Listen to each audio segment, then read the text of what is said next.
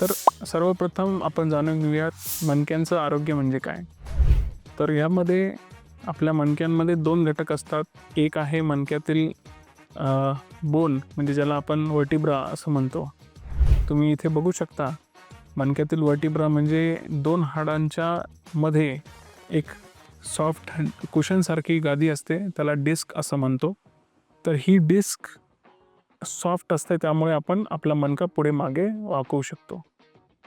तर जसं वय वाढेल तसं या 2 घटकांची झीज होते, हाडं ठिसूळ होतात, त्यातील तणाव कमी होतो आणि जी मणक्यातली डिस्क असते, ज्याला आपण मणक्यातली गादी म्हणतो, त्याची इलास्टिसिटी कमी होते व त्याची झीज होते.